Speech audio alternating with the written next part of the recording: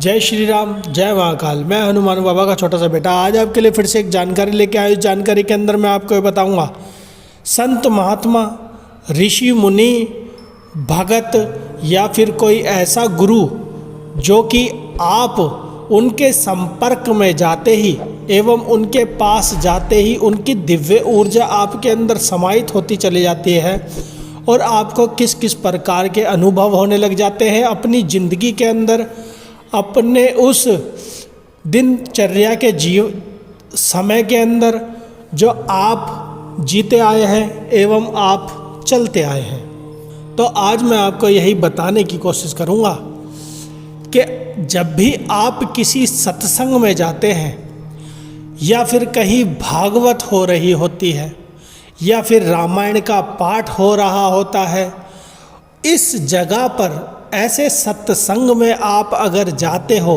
और जो व्यक्ति वह सत्संग सुना रहा है अगर उसके संपर्क में आते हो, उसकी दिव्य ऊर्जा जब आपके ऊपर गिरने लगती है, उस पाठ की, उस शब्द की जब आपके ऊपर ऊर्जा गिरने लगती है तो आपके शरीर के अंदर एवं आपके घर परिवार के अंदर किस किस प्रकार के चेंज आने लग जाते हैं। जब आप किसी अच्छी जगह पर जाकर के सत्संग सुनते हैं तो आपको पहले होने वाला जो अनुभव होता है वह यह होता है कि आपका मन एकदम शांत हो जाता है। आपने अक्सर यह देखा होगा, जब भी आप किसी सत्संग में जाते हैं तो आपका एकदम मन शांत हो जाता है, आपकी आत्मा उछल जाती है। आत्मा का उछलना इस प्रकार से, जब उनकी वाणी कोई आपके कान के अंदर पड़ती है ऐसी, तो आपको यह लगता है अरे यह जो बता रहे हैं ये भी मेरे जीवन के अंदर घट रहा है और मेरे साथ यही हो रहा है जो ये अपनी वाणी के अंदर बता रहे हैं। इस प्रकार से जब आप वह सत्संग ध्यानपूर्वक सुनते हैं ना, तो आपके मन के अंदर से इतना भाव उत्पन्न होता है उस समय, उस वक्त के आपके मन के अंदर आप उस भगवान से यह कह रहे होते हो, हे भगवान, आप जो इस वाणी के जरिए सुना रहे हो बिल्कुल एकदम सत्य बात है।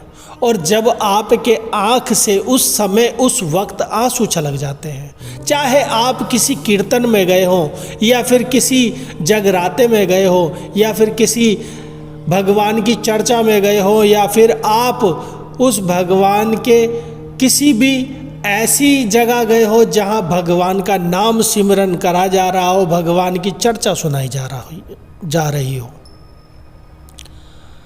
आपके जीवन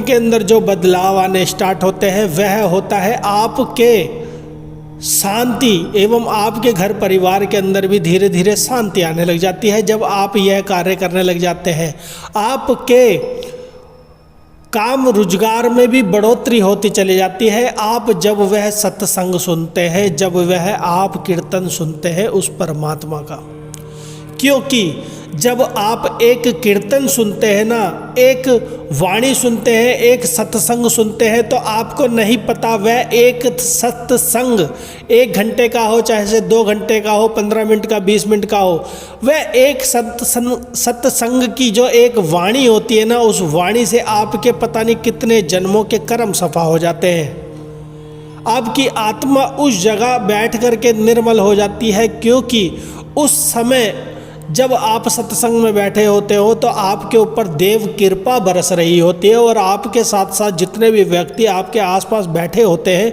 उनके ऊपर भी देव कृपा बरस रही होती है।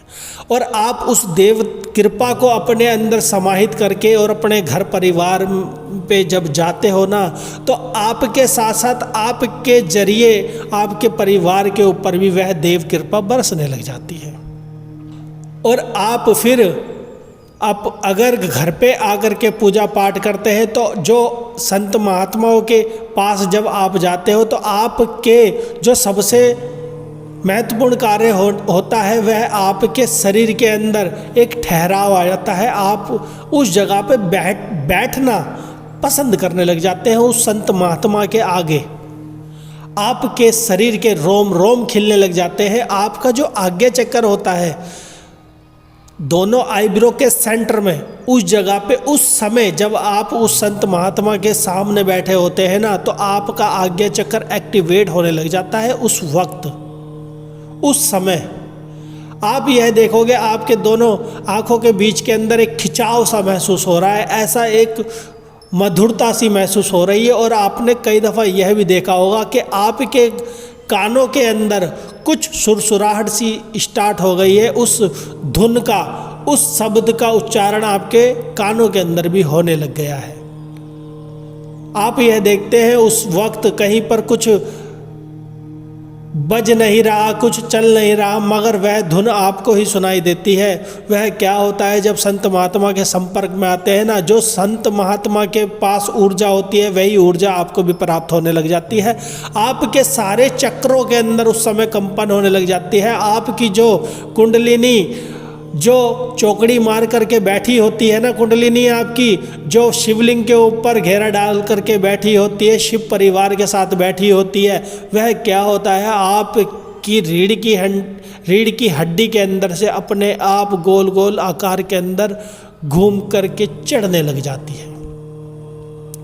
आपके उस वक्त कई चक्र एक्टिवेट भी हो जाते हैं, मगर वह चक्र आपको पता नहीं लगता। आपके कमर के अंदर इतनी गर्माहट फील होती है उस समय, आपको कई दफ़ा गर्माहट, पूरा शरीर आपका गर्म हो जाता है उस वक्त, आपको कई दफ़ा पसीना भी आने लग जाता है। इस प्रकार के भी अनुभव आपको होने लग जाते हैं जब आप संत महात्माओं के संपर्क में आते हैं। कई ऐसे संत महात्मा भी होते हैं जो कि आपको वह वाणी के जरिए उस भगवान के दर्शन करा दें, एवं आपको साक्षात उस संत महात्मा के पास उस भगवान के भी कई दफ़ा दर्शन हो जाते हैं, अगर किसी भाई बहन को हुए हैं तो। क्योंकि यह बताने की चीज़ नहीं होती, यह महसूस करने की चीज़ होती है, क्योंकि ऐसा कई व्यक्तियों के साथ हुआ है। आप भी इस चीज़ को महसूस कर रहे होते हो। आप देखोगे कि आपके घर के अंदर इतना मधुर वातावरण हो गया है और आपका दिल केवल सत्संग सुनने के लिए करने लग गया है। आपका ये दिल करता है कि मैं बस सत्संग ही सुनूं। आप किसी की निंदा चुगली भी छोड़ देते हैं, जो पहले करते थे किसी की निंदा चुगली वह भी छोड़ देते हैं, जो कोई भी गलत कार्य करते थे वह भी छोड़ देते हैं। बहुत से ऐसे संत हुए हैं जो कि पहले गलत कार्य करते थे, मगर बाद के अंदर उनको भगवान दर्शन हुए, उसके बाद वह नेक रास्ते पे भी चलने लगे। इस भी प्रकार के कई व्यक्ति ऐसे हुए हैं संसार के अंदर। उनको परमात्मा बहुत जल्दी मिलते हैं, जो कि नास्तिक व्यक्ति होता है। एक तो होता है आस्तिक व्यक्ति और एक होता है नास्तिक। नास्तिक व्यक्ति को बहुत जल्दी भगवान मिलते हैं, क्योंकि उसको भगवान की कोई परख नहीं होती है, इसीलिए उसको भगवान बहुत जल्दी मिलते हैं कि इसको मैं अपना वह रूप दिखाऊं, अपने वह दर्शन करवाऊं। तो मेरा कहने का उद्देश्य यही था, जो भी भगवान के उस संत महात्मा के संपर्क में आते हैं उनको दिव्य ऊर्जा का आभास जरूर होता है। तो इसलिए हर एक व्यक्ति को सत्संग में जाना चाहिए, उनकी दिव्य ऊर्जा को प्राप्त करना चाहिए, और हर एक व्यक्ति को पूजा पाठ में अवश्य ही लगना चाहिए, ठीक है। और हर एक व्यक्ति को इस जीवन के अंदर गुरु अवश्य ही बनाना चाहिए। तो आज के लिए मेरा इतना ही। आने वाली वीडियो में मैं आपको और भी कुछ नया बताने की कोशिश करूँगा। तो आज के लिए इतना ही। जय श्री राम, जय महाकाल। आप सभी का दिन मंगलमय हो।